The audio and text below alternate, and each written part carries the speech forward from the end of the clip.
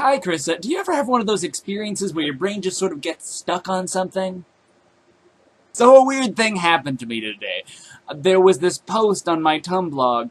I think maybe even you posted it to my dash, but it was from Canada Stats, which is a Twitter account, and it just said Canada is roughly the size of one Canada. And I thought that was really funny, but then my brain just couldn't stop thinking about what other things were Canada size and the size of things relative to Canada, and well, things got weird. So it started in a way that I thought was practical and logical. What is the area of Russia, the largest country, relative to the area of Canada, the second largest country? And it turns out it's 1.71. That is to say, Russia is about 1 7/10 of a Canada. So I posted that on the Tumblr. But I couldn't leave it there, could I? Of course I couldn't. I had to think about the human lungs, which have a lot of surface area. How many Canadas are in a human lung? Apparently, one human lung's surface area is roughly the size of 1/200 billionth of a Canada. And that's quite a small amount of Canada. So that got me thinking about very small amounts. How many Canadas could dance on the head of a pin?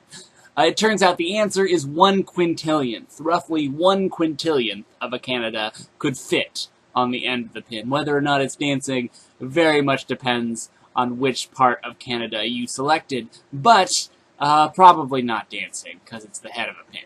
And the thing is, throughout this process, there was no point at which it occurred to me that I had posted too much about the size of Canada. Twice is too much. Right? And then I posted the third time, and there should have been some sort of alarm bell sounding in my brain, some sort of social feedback mechanism that should have been activated when I had posted about the size of Canada 2 times, and it didn't, and it all just seemed so logical to post the third time. And then when I posted the third time, well, obviously I stopped there.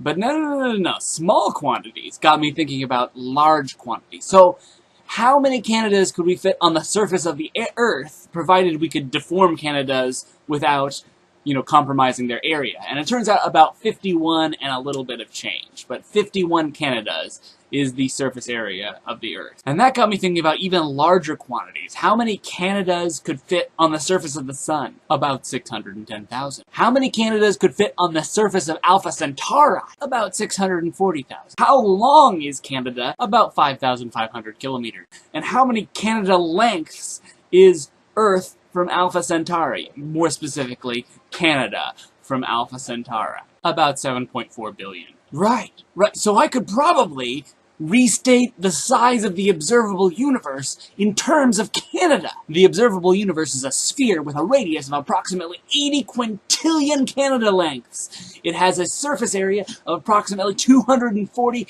duodecillion Canadas.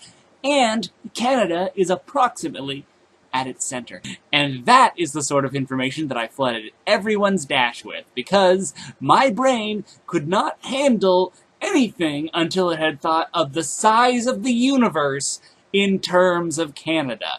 Why is there no brake on my brain? I feel that there should be an emergency lever to stop this sort of thing from happening. Unfortunately, no brakes! But now, instead of it being a waste of time, I have shared it with you. And I've wasted your time too. Krista, I will see you tomorrow.